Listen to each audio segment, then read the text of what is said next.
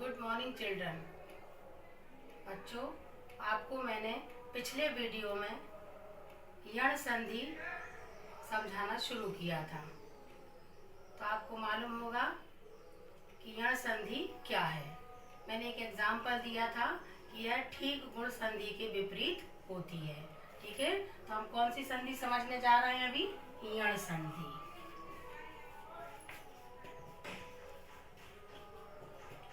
ये हमारा स्वर संधि का चौथा भेद है। यण संधि जो है ठीक गुण संधि के विपरीत होती है।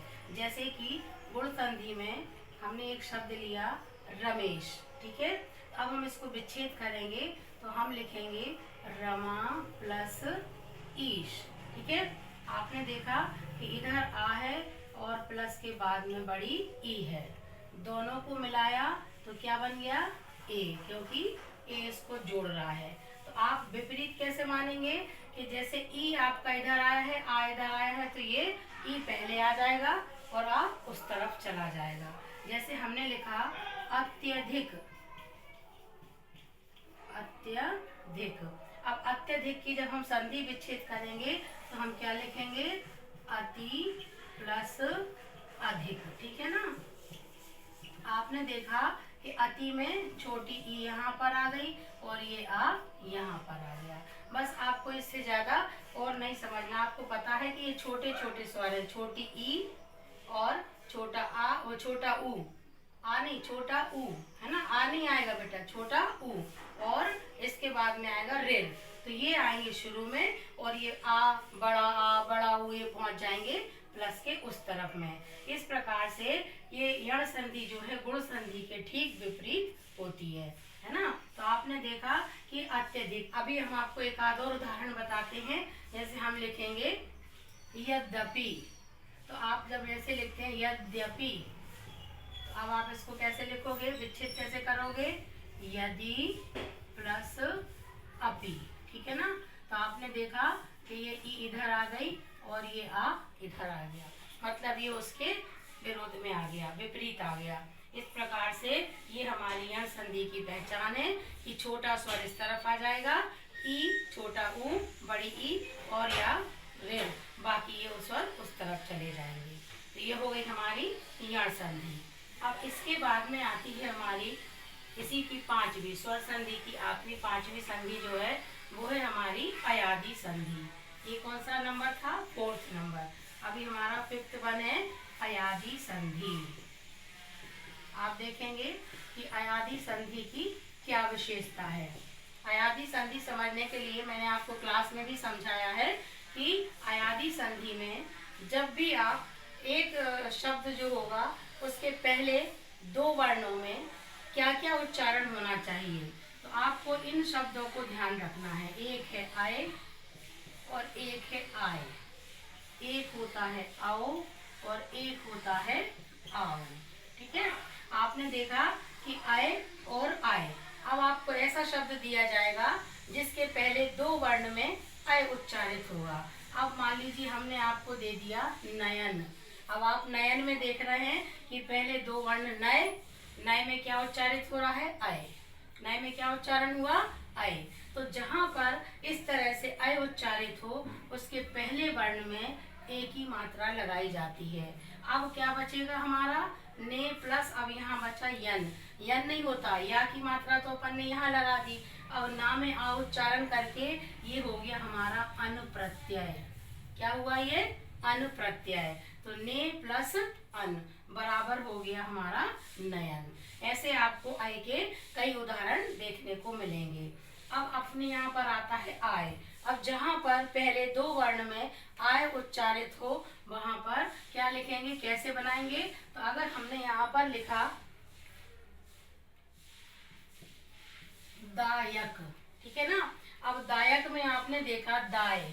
ठीक है, दाय में आय उच्चारित हो रहा है, तो जहां पर आय उच्चारित होगा उसके पहले वर्ण में दो मात्रा। अब आपने आय उच्चारित है तो एक मात्रा, आय उच्चारित है तो दो मात्रा लगा दी।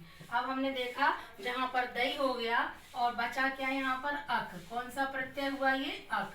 तो दई प्लस अक बराबर हो गया दायक। तो आपने देखा कि आय और आय, है ना, ऐसे ऐसे नयन, शयन, चयन, आपको यहाँ ढेर शब्द मिलेंगे, है ना। नायक, दायक, शायक, बहुत सारे यहाँ पर आपको आय के भी शब्द मिलेंगे। तो आप इस तरह से उसको विच्छेद कर सकते हैं। अब अगला है हमारा आओ। आओ में जो है आओ उच्चारण हो, जैसे इसमें आय आय उच्चारित था, वहाँ आय था, यहाँ आओ और आओ। तो जहाँ आओ उच्चारित होगा पहले दो वर्ण में, वहाँ पर क्या लगाएंगे वो देखना है। जैसे हमने आपको एक शब्द दिया पवन, क्या दिया हमने, पवन। तो पवन में पहले दो में पौ, पौ मतलब औ उच्चारित हो रहा है। तो अब हम क्या करेंगे, इसको पवन में तो आपने अभी देखा पहले कि ये जो दो अक्षर हैं दोनों ये एक शब्द है पौ, यहाँ पर उच्चारण हो रहा है औ। तो जहाँ पर औ उच्चारित होगा तो वहाँ पर ओ की मात्रा वो क्यों होगी, क्योंकि हमने इस वा को ओ बना दिया। जब संधि विच्छेद होती है तो वा को ओ बना दिया जाता है, तो पा में ओ हो जाएगा। तो पो प्लस अब बचेगा हमारा वही प्रत्यय अन, ओ प्लस अन बराबर होता है पावन। ठीक है, ऐसे ही एक और उदाहरण दे सकती हूँ मैं आपको, वो है हवन, है ना। तो आप इसको कैसे लिखेंगे, हो प्लस अन बराबर होता है हवन। ऐसे आपको बहुत सारे औ के यहाँ पर शब्द मिलेंगे, जो कौन सी संधि के उदाहरण बनेंगे, अयादि संधि के। अगला आपका चौथा है आओ। ठीक है, अब हमने यहाँ पर एक शब्द दिया आपको पावन, पावन मीन्स पवित्र, है ना। तो पावन में आपने देखा कि पहले दो अक्षर में पाओ, मतलब ये आओ उच्चारित हो रहा है।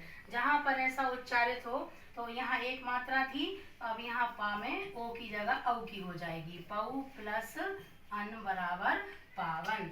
आपने देखा आओ को आपने औ बना दिया, अब बचा आपका यहाँ पर अन, अर्थात पौ प्लस अन बराबर हो गया ये पावन। इस प्रकार से आपको बहुत सारे शब्द मिलेंगे, जैसे कि रावण तो रऊ प्लस अन, है ना। सावन तो सौ प्लस अन, ऐसे बहुत सारे आपको बुक में देखने को मिलेंगे। तो आप बुक से भी एग्जाम्पल और देख सकते हैं। तो ये हो गई आपकी अयादि संधि।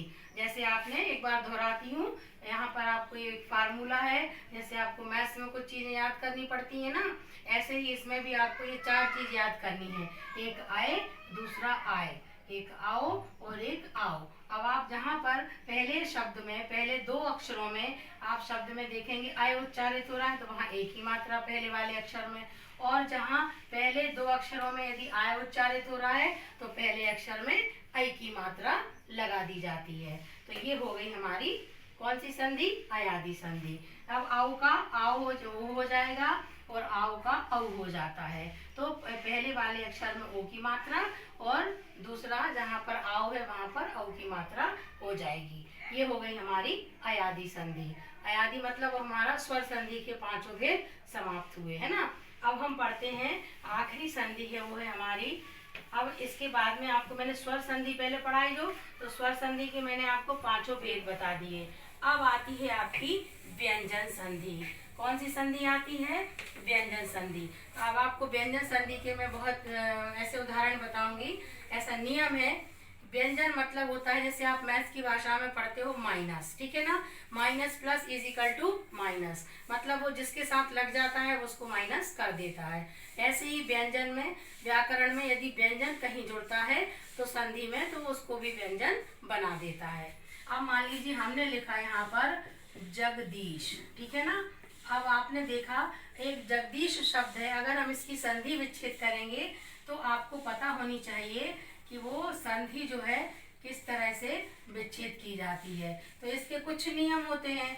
नियम में आपने देखा दो खंड करेंगे तो एक बनेगा जगत और दूसरा बनेगा ईश, ठीक है। तो अब आप जब अलग से लिखोगे तो आप उसको जगत नहीं लिखोगे, एक्चुअल में आप उसे क्या लिखोगे, यहाँ पर जगत। क्या लिखेंगे आप, जगत। जगत नहीं होता ये, जगदीश का मतलब जो जगत का ईश हो, पूरा संसार का ईश भगवान, तो जगत को जगत लिखा जाएगा। अब जब हम जगत लिखेंगे तो ये ता है, तो और अपन ने दा को बनाया है ता, तो ये यहाँ पर हम क्या लगा देंगे, हलंत, ठीक है। और प्लस अब बचा क्या हमारा, ईश, ठीक है। अब आपने देखा कि प्लस के इस तरफ ये ता है और इसमें हलंत है, और जहाँ हलंत होता है वो अक्षर जो है स्वर रहित होता है, उसमें स्वर नहीं होता है, और जब स्वर रहित होता है तो ऑटोमेटिक वो व्यंजन होगा। व्यंजन को हम एक ऐसे सिंपल से एक माइनस जैसे चिन्ह से व्यक्त कर देते हैं। अब प्लस इस तरफ आ गई बड़ी ई, तो बड़ी ई जो है हमारी क्या कहलाएगी, वो ये भी प्लस हो जाएगी, ठीक है ना, स्वर है ये। तो minus plus is equal to क्या हो जाएगा, माइनस मतलब ये जो है जहां व्यंजन आ गया अपने आप वो संधि कौन सी कहलाएगी, व्यंजन संधि, ठीक है। तो आपने एक जगदीश उदाहरण देखा और एक और मैं आपको बताती हूँ इसी तरह से। जैसे हमने लिखा सज्जन, ठीक है ना, तो आपने देखा कि यहाँ पर एक तरह के दो व्यंजन है, ठीक है। तो अब आप इसके दो खंड करोगे तो एक सज और दूसरा जन, तो सज नहीं लिखते, वो अपन क्या लिखते हैं यहाँ पर, फिर वो सत प्लस जन। अब ता लिखा तो उसके नीचे हलंत आ गया, हलंत आया तो ऑटोमेटिक वो हो गई व्यंजन संधि, ठीक है ना। ये यहाँ माइनस है, ये प्लस है, इज इक्वल टू माइनस, मतलब वो आपकी व्यंजन संधि हो गई। इस प्रकार से अनेकों उदाहरण है आपको व्यंजन संधि को समझने के लिए। आप अपनी बुक में देखें और ध्यान से उसको पढ़ें, ठीक है। अब अगली आखिरी हमारी तीसरी संधि है, वो है हमारी विसर्ग संधि। कौन सी है वो, विसर्ग संधि। विसर्ग संधि में, विसर्ग आप संस्कृत में पढ़ते हो, जानते हो कि किसी भी शब्द के बाद में लगाई जाती है। लेकिन जब हम संधि विच्छेद करते हैं तो विसर्ग संधि में जो है प्लस के पहले वाले खंड में विसर्ग लगानी पड़ती है। तो इसकी पहचान क्या है, सबसे अच्छी पहचान है कि इसमें जितने भी शब्द होते हैं वे ओ की मात्रा वाले होते हैं, ठीक है। और कुछ शब्द होते हैं ऊपर रा की रेफ वाले होते हैं। और तीन शब्द जो हमारे वर्णमाला में तीन तरह के शाह हैं, है ना, एक ये आधा शाह, एक ये वाला आधा शाह और एक ये वाला आधा शाह। मतलब ये तीनों आधे आधे ऐसे शब्द आएंगे जिनमें या तो ओ की मात्रा होगी, या ऊपर रा की रेफ होगी, या ये तीनों आधे आधे अक्षर वाले शब्द होंगे, ठीक है। तो आपकी ये पहचान हो जाएगी कि ये विसर्ग संधि के उदाहरण है। अब इनको हम विच्छेद कैसे करेंगे। अब पहले हम आपको ओ की मात्रा का बताते हैं, ठीक है। तो जैसे हमने लिखा मनोरथ, ठीक है, मनोरथ शब्द दिया। अब आप इसको कैसे विच्छेद करेंगे, दो खंड करेंगे, एक है मन, दूसरा है रथ, ठीक है। अब मन और रथ में, रथ को दोनों को जोड़ने का काम कौन सी मात्रा कर रही है, ओ की मात्रा, ठीक है। तो हमने लिखा मन प्लस रथ, ठीक है। लेकिन आपने देखा अब इस ओ की मात्रा को हम कैसे समाप्त करेंगे, तो इसकी यहाँ पहले खंड में विसर्ग लग जाएगी, मनः प्लस रथ बराबर हो गया मनोरथ। ऐसे कई उदाहरण होंगे, जैसे मनोहर, ठीक है, तो मनः प्लस हर, ठीक है। आपने देखा यहाँ पर भी हमने उसको ओ की मात्रा को समाप्त करके विसर्ग लगा दी। एक और एग्जाम्पल है इसका, वो है परोपकार, ठीक है। अब आपको ये बता दें हम, तो आपने एक लिखा पर और दूसरा आ गया यहाँ पर पकार, ये आपको हमने गुण संधि में बताया था। तो अगर ये पकार है तो पकार जो है सार्थक खंड नहीं है, और जब निरर्थक होता है तो आपने देखा इस ओ को हमने यहाँ ऊ बनाया, तो अब आपने क्या लिखा उसको, पर प्लस उपकार। तो यहाँ पर ये परोपकार जो है वो गुण संधि का उदाहरण है। मतलब आपको देखना है कि इस मात्रा की यहाँ ओ ऊ का ऊ बन गया, ठीक है। तो अब वो मात्रा बची नहीं है विसर्ग लगाने के लिए, इसलिए ये शब्द जो है वो हमारा विसर्ग संधि का उदाहरण नहीं है। ये आपको ज्ञान होना चाहिए। जहाँ दो सार्थक खंड बने और उसका बीच में वो मात्रा जो है जोड़ने का जो काम कर रही है, उसको हम जो है क्या करेंगे, उसकी विसर्ग लगा देंगे। इसी तरह से अब आपको बताते हैं ये रा की रेफ वाले, ठीक है। अभी इसको रब करेंगे बच्चों। अभी हम पढ़ रहे हैं, आपने देखा ओ की मात्रा, अभी आपने ये ओ की मात्रा वाले शब्द समझ लिए। अब मैं आपको बताने जा रही हूँ ऊपर रा की रेफ वाले। जैसे हमने एक शब्द लिखा यहाँ पर निर्बल, ठीक है। अब आपने एक खंड बन गया नी, दूसरा बन गया बल, है ना। तो अब आप इसको कैसे लिखोगे, नी प्लस बल, है ना। अब आपने रा को समाप्त करने के लिए यहाँ विसर्ग लगा दी, ये बन गया नी प्लस बल बराबर निर्बल। ऐसे आपको कई आएंगे, जैसे निर्धन, ठीक है। तो निर्धन को आप कैसे लिखोगे, नी प्लस धन बराबर क्या हो जाएगा, निर्धन। तो आपने रा की रेफ को समाप्त किया और उसकी लगा दी यहाँ पर विसर्ग। तो ये हो गई आपकी रा की रेफ वाले शब्द हो गए। अब आपको आधा शाह, ठीक है ना। तो आधा शाह में आप लिखेंगे दुष्चरित्र, ठीक है, दुष्चरित्र। तो अब आप एक दु हो गया, दूसरा चरित्र हो गया, दो खंड करे, बचा क्या हमारा आधा शा। तो अब आप इसको इसी तरह से लिखोगे दुहु प्लस चरित्र, ठीक है। अब आपको अगला जो है आधा सा, तो अब आप क्या लिखोगे निस्तेज, ठीक है। तो आप इसको कैसे विच्छेद करोगे, निहि प्लस तेज, मतलब आधे सा को आपने समाप्त कर दिया। फिर अगर आपको आता है आधा शा, तो आप क्या लिखोगे दुष्परिणाम, है ना। तो ऐसे कई शब्द आएंगे तो आप लिखोगे दुह प्लस परिणाम, ठीक है। आपने देखा कि हमने आपको ओ की मात्रा के अभी बताए थे, ये रा की रेफ के हैं और ये तीनों आधे आधे शा के हैं। तो ये ऐसे ही शब्द आपको मिलेंगे, मतलब ओ की मात्रा वाले, ऊपर रा की रेफ वाले और तीनों आधे आधे शा वाले, है ना। तो ये सारे शब्द जो होंगे विसर्ग संधि के उदाहरण होंगे और इनको किस तरह से विच्छेद करना है ये भी हमने आपको बताया, ठीक है ना। सबको समझ में आ गया होगा बच्चों, है ना। तो वीडियो को ध्यान से देखें, संधि का पूरा अभ्यास करें, ठीक है। बार बार देखने से ये संधि आपको पूरे समय लाइफ टाइम के लिए आपके दिमाग में बैठ जाएगी, कभी आप इसको भूल नहीं पाएंगे, ठीक है। तो इसको अच्छे से पढ़िए, इसका अभ्यास कीजिए और वीडियो को लाइक शेयर और सब्सक्राइब कीजिए, ठीक है ना बच्चों। Thank you.